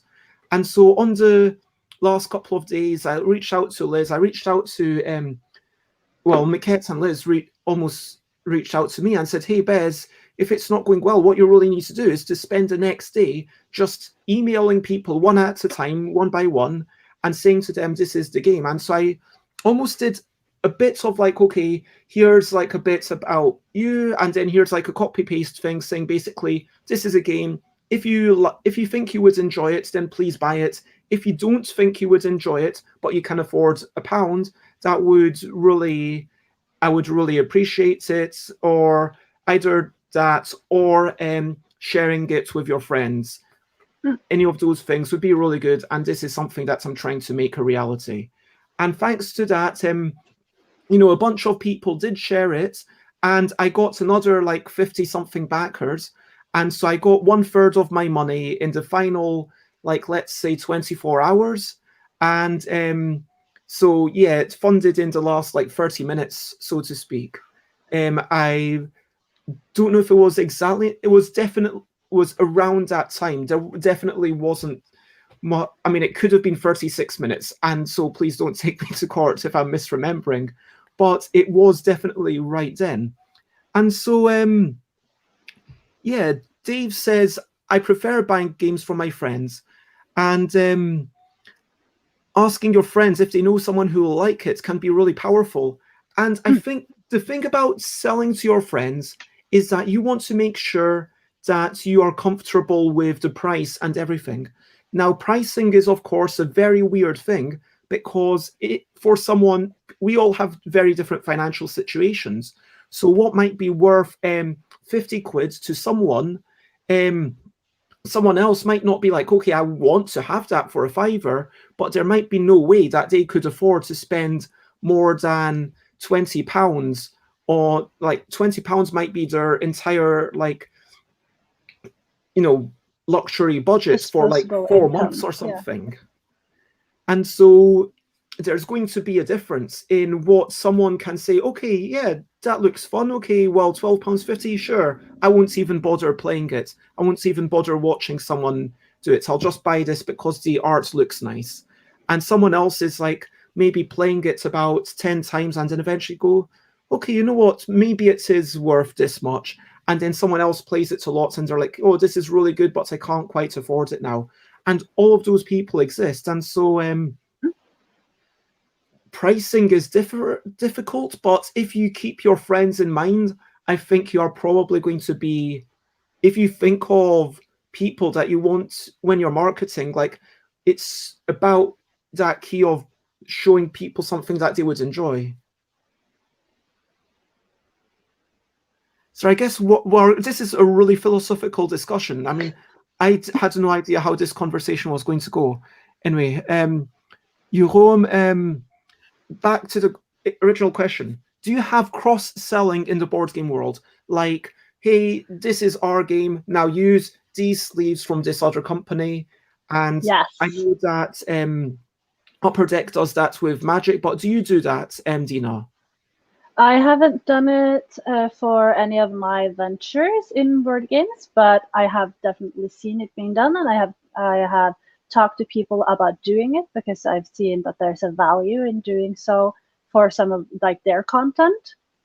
And I've also drafted ideas on how they could do cross-selling and also cross-promotion because there's a similarities in product that doesn't necessarily detract from the audience. Like they can gain a bigger value or better value by like, for example, backing two different games at the same time running on Kickstarter, where that worked really great for them because they were compatible in a way.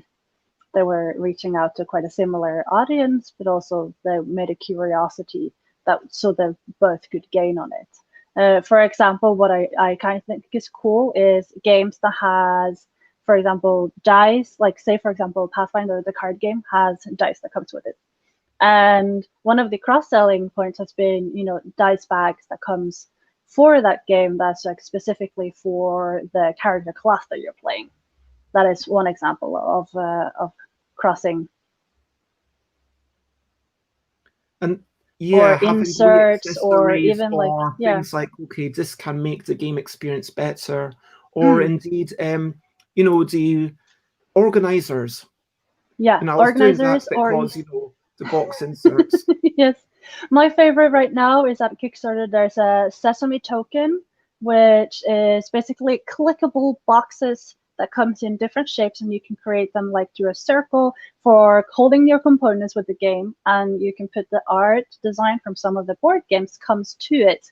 So during the Kickstarter, you can choose what sort of game designer you want to have featuring around this the boxes that comes with it, and it's just absolutely beautiful. Say you really love high tea, and you would love to have components that are on the table gathered in a sense that it looks like it's it's improving the whole value of the game, table wise, and also optimizing the space that you have available, because not everyone has 2 by 2 meters gaming tables or bigger, and things like that can really help. And I really love how their approach has been to it, to get the various designers of different games to make the art that goes around the box that you can swap out depending on what you're playing, for example.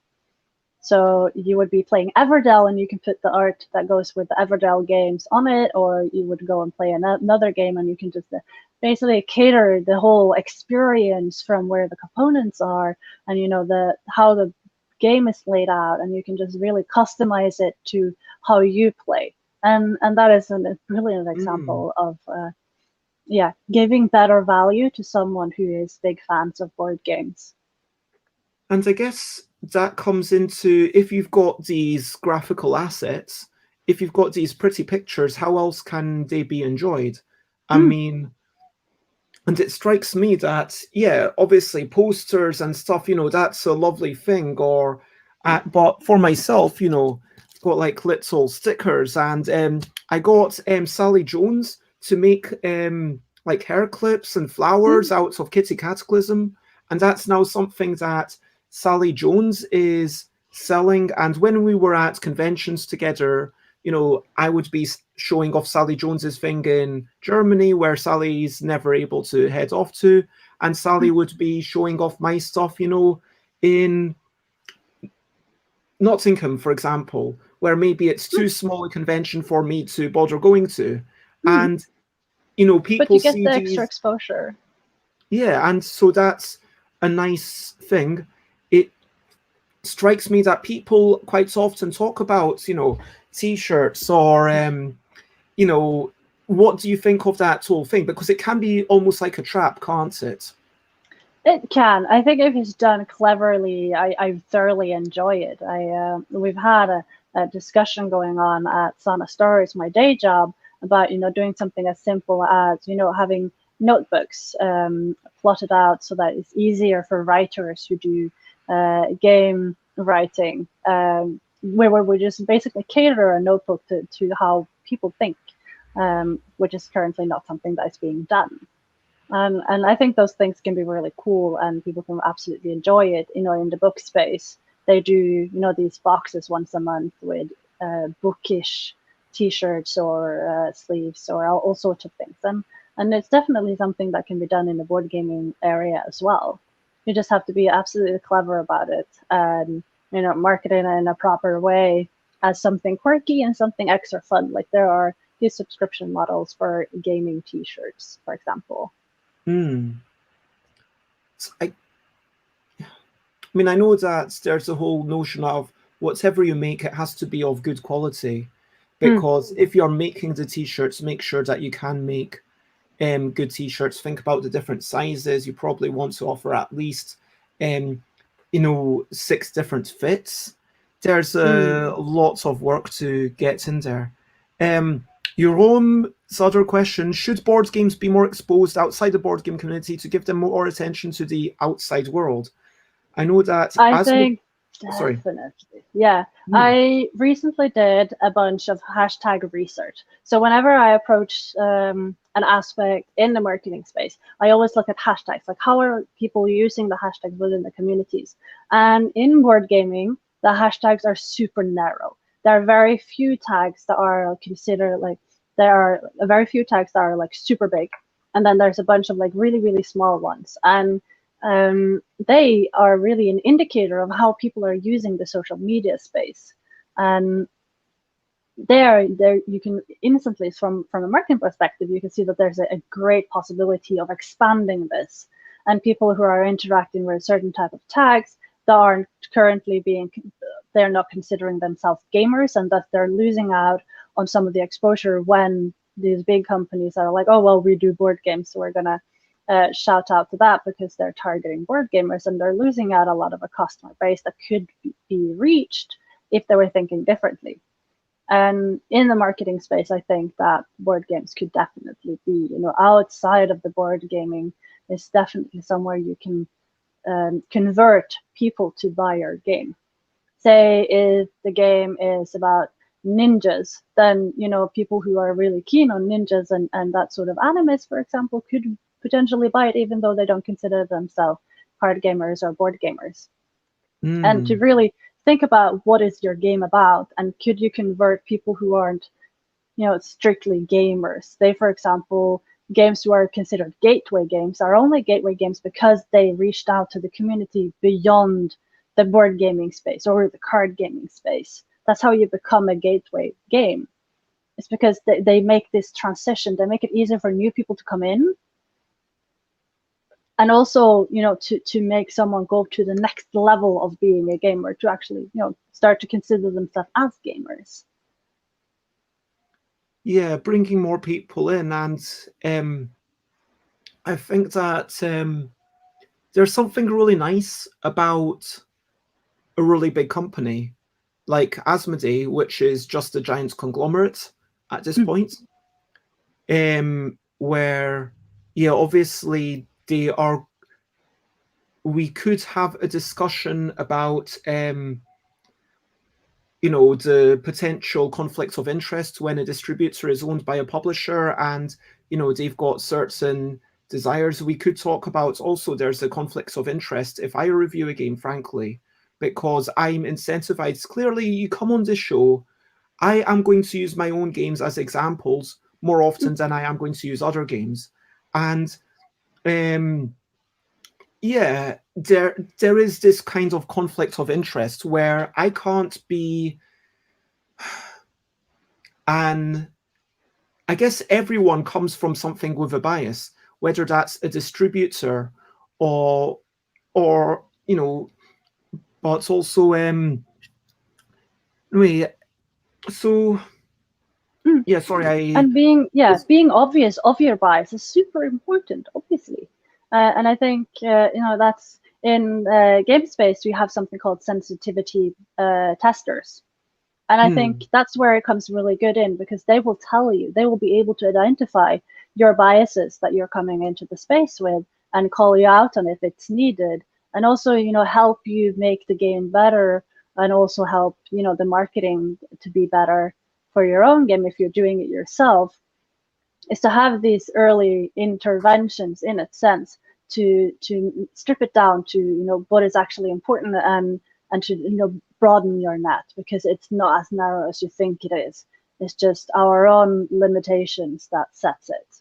And there are games out there that could have done us so much better had they just casted a broader net instead of being only trying to sell it to other card gamers or board gamers. And sure, Xates is saying you might hear more about bubble tea on this than other board game shows. You do realize that when you bring up the fact that I talk about bubble tea, that just encourages me to talk about bubble tea again. Absolutely, and I think it's great because yeah, I don't have bubble tea here, so I just want Bess to talk about bubble tea so I can I just want to say, okay, that so there is many bubble tea places do exist, and there is the bubble tea place that is in London. This isn't their so this is basically an old cup that I've taken the top off, and I've just started using these plastic cups for my own cups. So they do have just fresh tea with bubbles, but the fresh tea with bubbles, it's not as good. It's not exciting. I mean, for me, it's like, okay, you can get that fresh tea with tapioca. And so if that's what you want, there is an option for that. But yeah, Elaine, if you come here, I will point you towards, I will be your Sherpa. You can maybe this could, oh my gosh, maybe this could be like an activity that I could do. Like the, how people have food guided tours? What if I have like a bubble tea guided tour? Yeah, it's absolutely possible. And you could stream it even.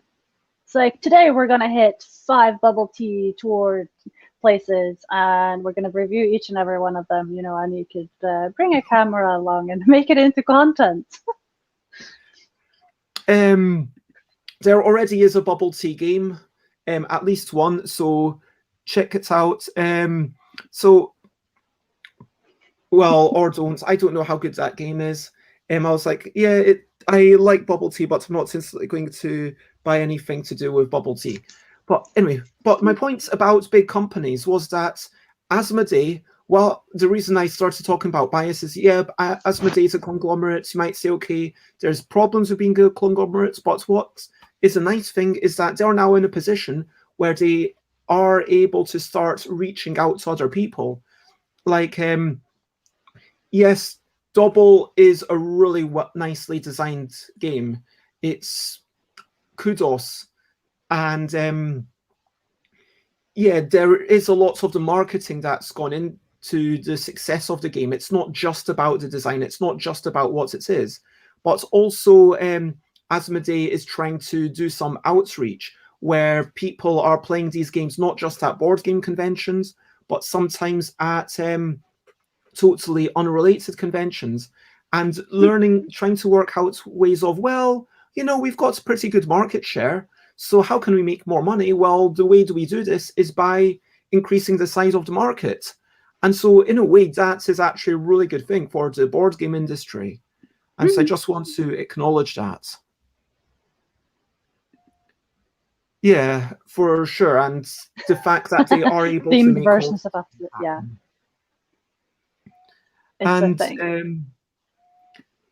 Yeah, quickly, probably not Star Wars as much as that would be cool, but that would be awesome.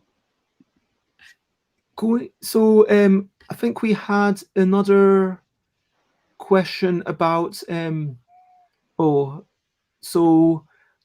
whoops. On one level, everything we do has a marketing angle, but any advice on how much dedicated effort a small independent startup should devote to specific marketing activities, both to potential customers and also to potential business partners in the games industry, i.e., percentage marketing versus games design, development, testing versus markets research, essentially.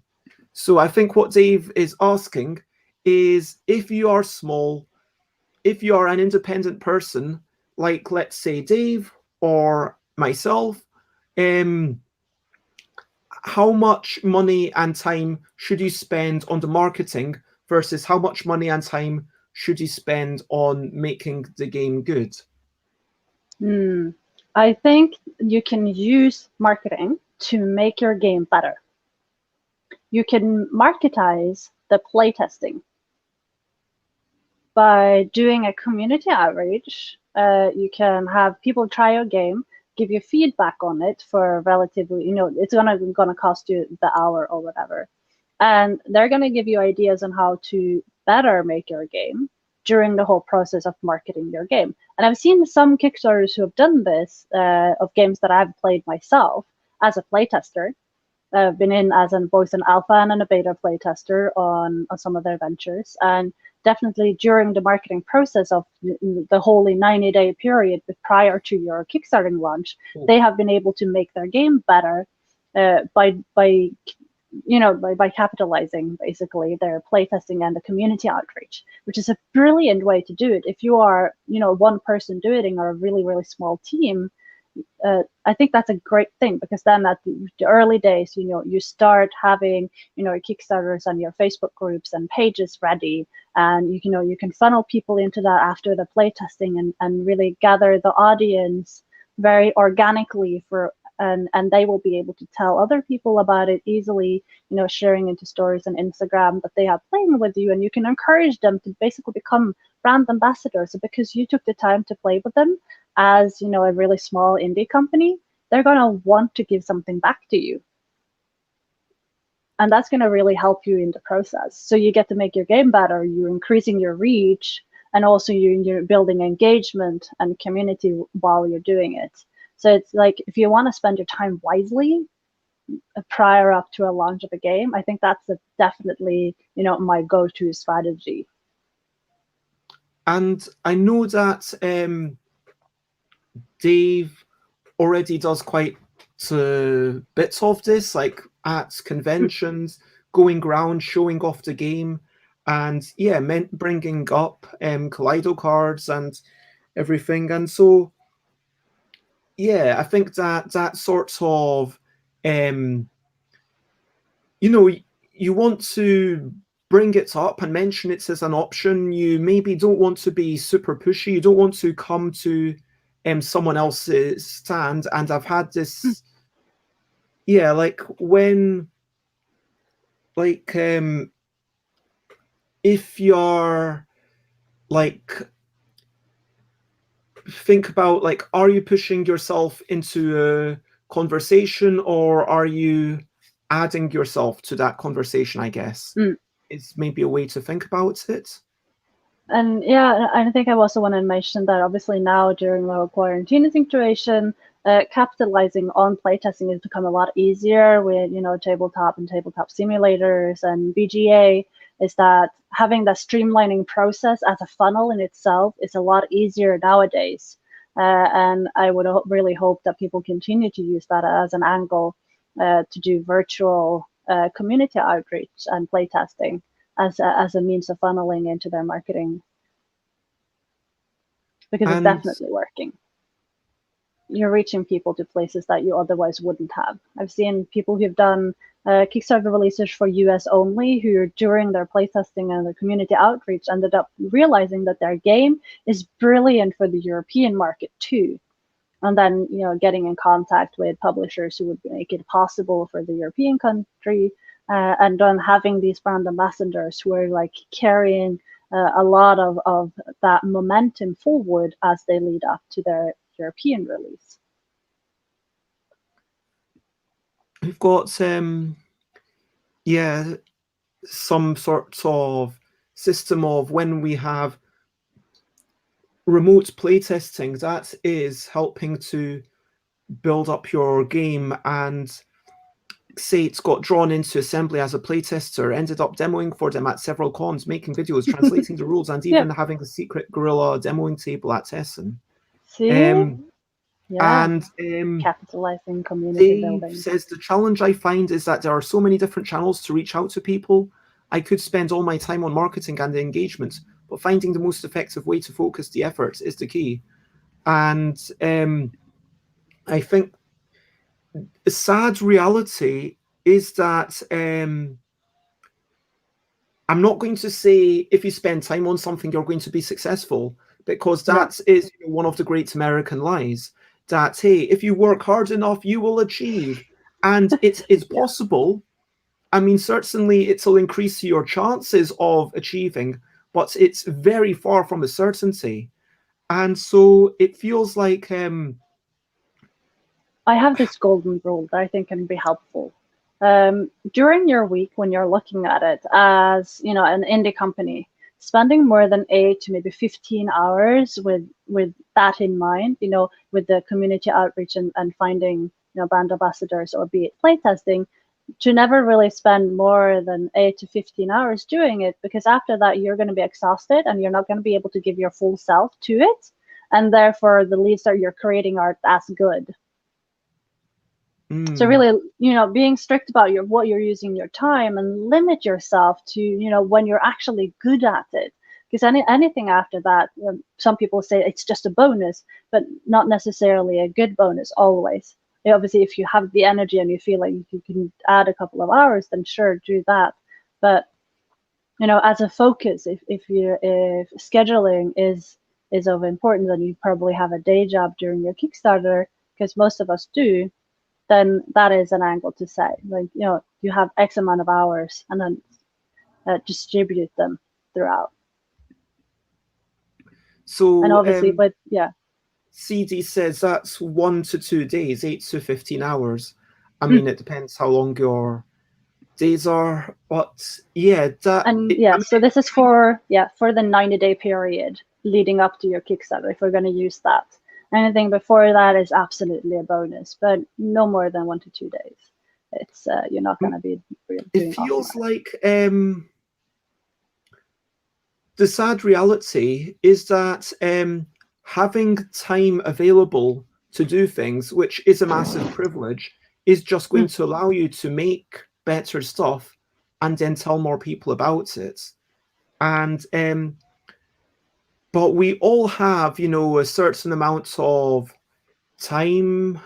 I guess we might have some money. Maybe we can pay someone else to do some things, depending on if we've got more money.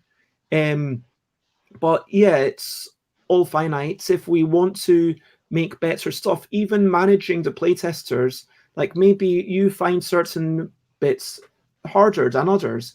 Like for sure, I find the organizational parts really challenging, which is why I would happily have listed every single person who playtested, Kitty Cataclysm. But the reason that I didn't list all those people is because, okay, I don't have a note of literally everyone, and so I list the people that I remember. Okay, those people made really great contributions, and there's a couple of people at UK Games Expo who made one of the most valuable contribution, which was making me have identical card backs, because in a previous version of the game there were marked cards so that you knew, oh wow, that card might be something super terrible. I'm going to take it from you just so that you don't play it against me. But the people at UK Games Expo who suggested that lot, who encouraged me to make that one last change, that's not me. I've forgotten their name, and that's not great. But being on track with these things, being on track with, okay, who are these people who've reached out to playtests? Okay, let's actually get them their stuff. Let's go through what they've done. Let's watch these, even just let's make sure that they've got the resources that they need to be able to playtest. Let's follow up with them a little bit longer. I mean, this is kind of where marketing and making your game good do combine, and it takes so much time, it takes so much energy. And yeah, the more time and energy you spend on something, I'm not going to say it will eventually be perfect, because perfection is unattainable out of a mathematical construct, but it will become better. Yeah, so going back to try, and we had a question about YouTube reviews and how useful they are. All depends on how they're being used, who you're using, and are they a good fit for your game or your audience. That's like a whole other conversation, because that really boils down to utilizing influencers, which is a different side of things. I'm sure we could talk really long about that. But I usually take so think of influencers as a hierarchy. You have the tier 1, 2, and 3. On T1, you find influencers like Rando and Dice Tower, like the really, really big ones. They have shit conversions. I'm just going to say it. Like, don't use them thinking that they're going to give you a lot of people who are going to buy your game. That's not what they're for. The T1 influencers are there in order to give your brand and your game the stamp of approval, in a way, to say that they have invested enough into this that they're going to be able to deliver. It is, in a way, a little bit like those branded that you have on like, this is vegan certified. That's what they are really good for. I did get so Rado did do a review of the LDEC and said that they weren't fussed about most of the games, but Couple was actually the only one that they actually played. And they said, yeah, I really enjoyed this game and I will keep this for this game. And then I got, I think within the next week, quite a few sales. And because I could clearly say, okay, this was the reason. And so it can definitely result on... It can work, yeah. But that's not their primary function in marketing. Okay, so you're saying it can work, yeah. The reason to have that is then to keep using it as a quote or whatever. So you want them to, they are your brand to seal of approval, to say that, you have a good product, that you believe in yourself. And that's when the T1 influencers are great at using. So are you saying while that...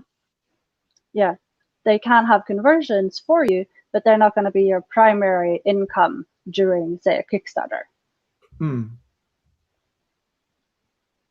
So how we would use them? Is it for quotes on the box or quote? Obviously, you've got quotes on the Kickstarter. That is a really powerful thing to say, yes, this is something that, they're taking their stuff seriously. but would you go so far as to even put something on a box, or maybe even on flyers once the game is done? You could.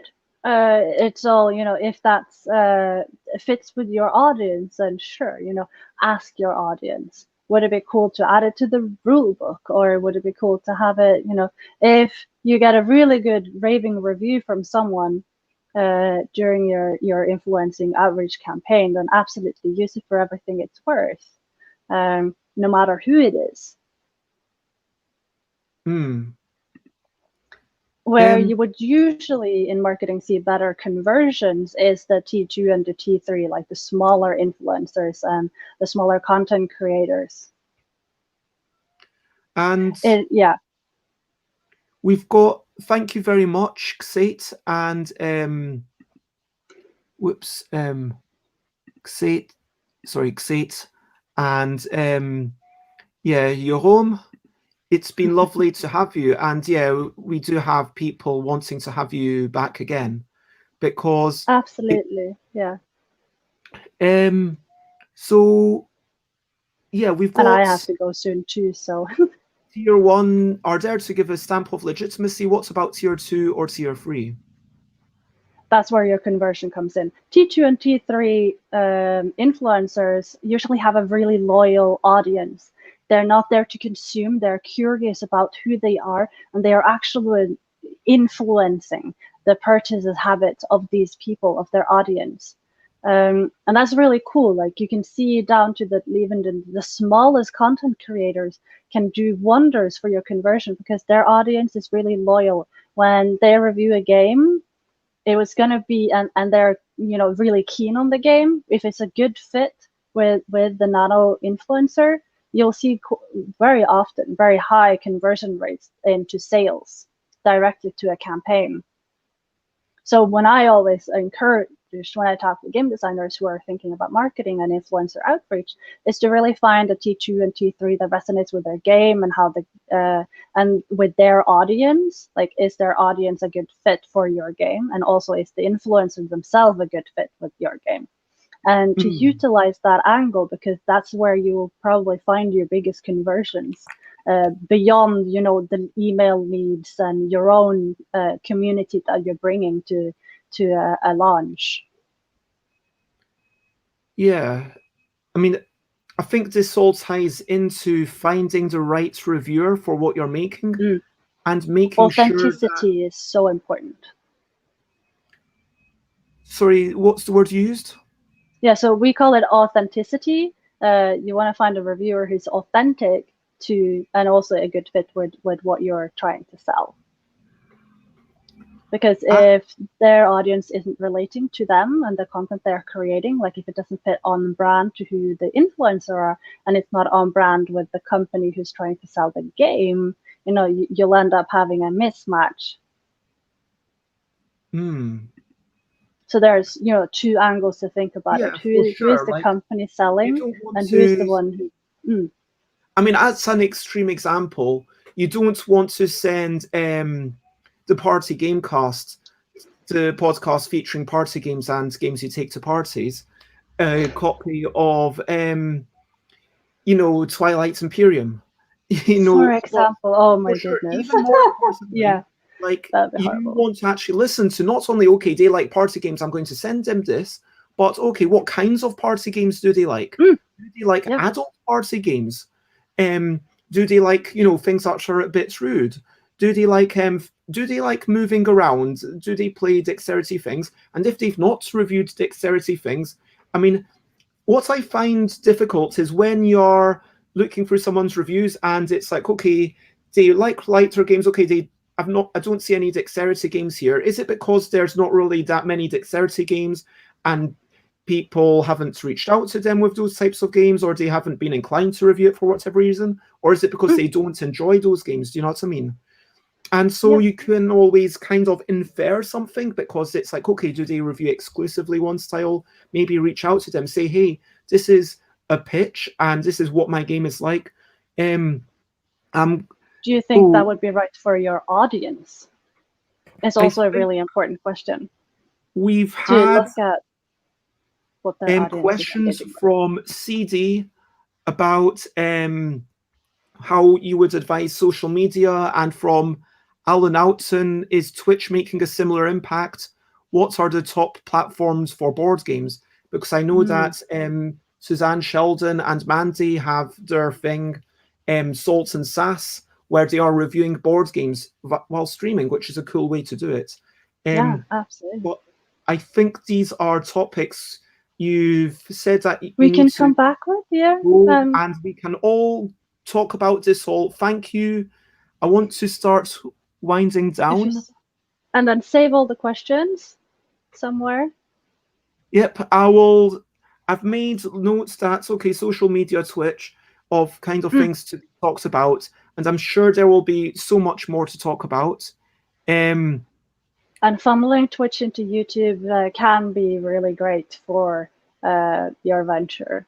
It just has to be done right, and set the premises early that this is the thing that you want to do. It will be double community building, for example. So really having a handle on all your community before you launch will be very important. So as we start to recap, we were talking about marketing, which, how would you define it? The art of using words to influence purchasing habits. And yeah, I guess like it's not only words but also videos and everything, and media. Like, I've heard this kind of AIDA thing, like awareness, interest, desire, action. It's like first you need to make people aware of what it has, and then you need to kind of say, hey, this is a thing. So, and then are they interested? Do you have like a one-line summary? And then do they actually now maybe get them to play it, maybe get them to read a bit more about it? Now, do they want it? And then finally get them to do the action of actually buying it or whatever. What is that action? And it's like, but the community building is kind of getting people to talk about your thing, and also to talk to each other, and also talk to other people potentially. It can be good because it, obviously from your perspective, it's selling more copies, but from the people's perspectives, as it's most benign, it's getting people together with things that they love. How else can it be good? Creating interesting conversations and make you see your game in a new view. Love that. Like, just, yeah, making interesting conversations, and that those conversations around the game can be as meaningful as, and if you had to give one or two pitfalls to say don't do that. Don't oversell, and be truthful in your communication. Always tell the truth. If there's any delays, be upfront all the time. Yeah, I think not. And don't be afraid to get personal. Not being afraid to get personal, is that what you said? Yeah. I mean, that's a question for everyone. Like, how much of yourself are you willing to share, I guess? And yeah, any final tips before we finish the wrap up? I suppose check in next time we're doing this chat, and we will talk about it more dense in terms of influencer strategies and also social media platforms, where to go and how to use them. Definitely do that. Hit that subscribe notification buttons for stuff like that, and you can catch my next time here. And ask questions. If you have any questions that will be talked about here, I'm super available for helping people. Yeah, I agree with Dave here. Being personal and honest with who you are, it adds off it. Yeah, it's true. I mean, researching to identify the most relevant publishers to pitch board games to with my designer hat on, or to identify the best reviewers, influencers to do game reviews relevant to the general public pre-Kickstarters with my publisher hats on are both important. Doing so takes lots of time and effort. And I think that is the key thing, that this does take time and effort. And there is a reason that, when we talked about scams with, Phoebe Wild, but there are legitimate marketing companies that do amazing stuff, and and there's a reason why you pay them. Why I would be happy to pay someone a substantial percentage of games if they were to sell them. Alan Outson says we should talk about personal websites at some point. Sure. Okay, so let me go back to the that finishes our recap. We talked about the importance of hashtags, which feels like its own topic. We got really philosophical, which I really appreciated, because it feels like sometimes it's important to think about why are we doing this, and the fact that it is permeating all our lives, and the fact that we do have to be mindful that sorry to get a little bit personal just for a moment, like it kind of ties into the whole when people say, okay, you look, there's this problem with your the way you look, if you know what I mean. And then it's easy to take that on and take that baggage on in your own mind, if you know what I mean. And then to go through life with this mask on, feeling, okay, I've got to look a particular way. And that can be at its most harmful. But then I think that before we do that, I think there has to be a marketing step zero, if I may be so bold to kind of have this tiny bits of the conversation, which is to make sure that you're comfortable with what you're presenting, that you have some, make sure that you have this faith, not blind faith. I don't want you to believe that your game is the best in the world or whatever, just because you made it, but have some belief in yourself and also in yourself as a person, because this does tie into the fact that we are always, it ties into the social media, everything. It can get, marketing of yourself as a person. That feels like a really big topic. But basically, I just want to say thank you to everyone who's been watching. Thank you to Alex, Sate, Alan, Jay Folsgaard, Karoam, CD who popped in, Dave, Javier, and most importantly, thank you to Dina. Yay. And to wrap up, if you want to find me, I am stuffbybez.com. It's my website, stuffbybez.bigcartel.com. You can buy my stuff, twitter.com/stuffbybez. I tweet a lot, instagram.com/stuffbybez. It's pictures of games I've been making, games I've been playing, or pretty things. Twitch.tv/stuffbybez. It's a bunch of streaming. Facebook.com/thingsbybez is a thing. And stuffbybez@gmail.com is where you can email me. And Dina, I know that if you are on YouTube or watching on Facebook, you will see all the links, which I am going to paste in. And where would you, to the Twitch, and where would you like to be found? Twitter is usually the easiest way to find me in terms of networking and marketing. So Dina said so 1. That's why you can find me there. If you're curious about what sort of games I play and the ventures I do within the gaming space as a designer, you can find me at the Gamer Valkyrie on Instagram. Otherwise, you'll find me on as Dina in probably any board gaming group on Facebook. And what are we looking forward to? Hopes and ambitions, it's over to you for this final section. And now here's where I invite everyone to talk about what they're looking forward to, whether it be today or tomorrow or down the line. Feel free to share, maybe especially now if you want to share like your personal projects, your work, or what's your excited that's coming up in the next wee while. In the next wee while. Well, I just got the front page from my TTRPG by Nukka, who's the graphic designer that I've hired for my game. And we're really excited to dive into getting some designs and graphics for the rest of the game now. We got an extension to Folklore Game Jam on itch with a whole month, which, yeah, which is where I will hand in my game. So that'll be really exciting. Oh, I thought. Oh, I didn't. Apparently, we need to add your personal Twitter to the list of links because. So next time, if you look at the thing, and where's Dina on thing?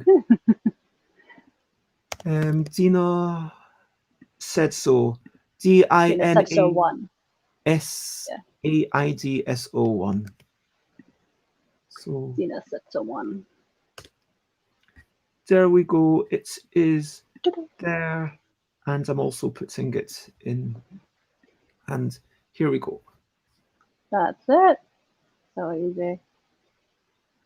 Oh, and yeah, I am looking forward to, as a small thing, I'm going to go to the post office today, and I am very much hoping that it is not too long, because I forgot completely until yesterday evening that it was a bank holiday. So I normally go to the post office on Tuesdays because Mondays are really busy. So I'm hoping that because, it's the first day that it's been open, it's not going to be too egregious. I'm going to take a mask, don't worry. I'll come back, and then, I might read a bit of comics, have a wee bit of break, have some lunch.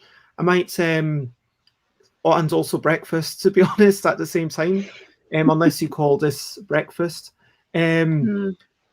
I might write the rules for the solo player Kitty Cataclysm. That's what I'm going to try and do today. Awesome. And also do some more letters because Chris is going to scan them in tomorrow. So please, if you have enjoyed this, then share and spread the word. My next streams, I am going to I'm going to share a link everywhere, and I feel, even though it's my own thing, I feel slightly spammy doing this too, which is weird, isn't it? But if you go to that link, it will tell you all the things that are coming up. So tonight, we're at 8 p.m. We're playing Q4U, and I've still not decided. I'm going to say we're going to play Micro Muckle. We've not played Micro Muckle in a while. It will be that. And then tomorrow, we're going to be 10 a.m. meeting Simon Caruso, who's responsible for all these pictures and many more as well. And I'm going to be testing some L games tomorrow. Thursday, we're going to be talking about post-maternity gaming with Emily, who's like just a new mom, appropriating cultures on Friday, and all sorts of things that are going. It's 10 a.m. every day. Sharing info is in a relevant context is not spamming. So, Dina, have you frozen? Oh, I wonder if Dina's frozen. Dina, I cannot see you. Dina, I think you've frozen. Has Dina frozen for everyone else? That's a bit sad. Let me know. Is Dina frozen for you? But I'm sure Dina is okay, and I'm sure it's just a technological failing of, So the only thing left to do. Oh, I wish Dina was here. I miss Dina already. So there is only one thing left to do, which is bye, bye, bye, bye. This is a goodbye song. Bye, bye, bye, bye. Thank you for watching. Bye, bye, bye, bye. This is the end of the show. Bye, bye, bye, bye. And now it's time to go. Bye, bye, bye, bye. This is the goodbye song. Bye, bye, bye, bye. Thank you for watching along. Bye, bye, bye, bye. What language is that? Moi, moi, moi, moi, moi, moi. I mean, I'm giving you lots of faith. I'm assuming that moi, moi means bye, bye. I mean, like, if you're making me say a rude thing, I will actually ban you because, you know. But I'm trusting you. I'm trusting that you're a good person. I'm assuming that this means bye bye. Anyway, bye bye bye bye. This is the end of the show. And bye bye bye bye. And now it's time to go. Bye bye. Oh, you can say bye bye. Sorry, you missed the entire song. I did. Oh, and I've been practicing. Okay, let's do I it one swear last time. my Let's do device it like super quick is on double hating speed. it. Bye bye bye bye. This is the goodbye song. Bye, Bye bye, bye this bye is the bye. goodbye Thank you for song. watching Bye, along. bye, bye, Bye bye. bye Thank you bye for bye. watching This is the along. end of the show. Bye, Bye bye bye, bye bye, bye. And bye, now bye. it's Thank time you. It's to time to go. go. Bye bye. Oh.